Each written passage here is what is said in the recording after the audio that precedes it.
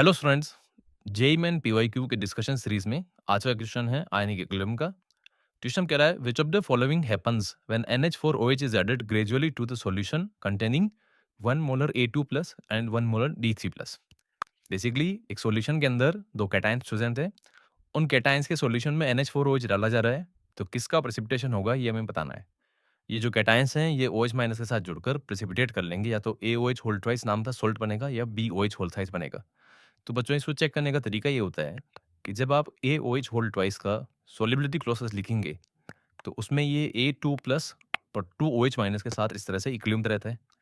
और इसके यहाँ पे प्रेसिपिटेशन की कंडीशन होती है कि जब आपका सैचुरेशन आ जाए, यानी Q और Ks भी इक्वल आ जाए, तो उसके बाद सॉल्यूशन में जैसे ही आयन एक्स्ट्रा आएगा प्रेसिपिटेशन स्टार्ट होगा।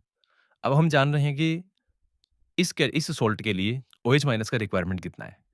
तो for precipitation of AOH whole twice OH minus कितना रिक्वायर्ड है वो चेक कर लेंगे।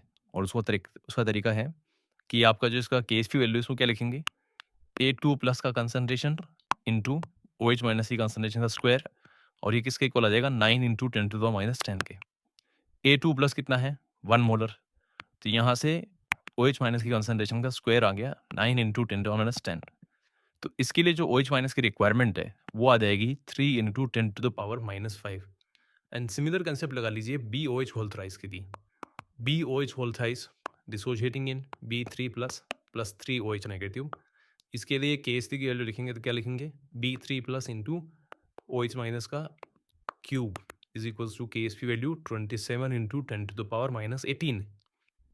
ये वैल्यू 1 मोलर है, ये हमें फाइंड करना है, इज इक्वल्स टू 27 इंटू 10⁻18।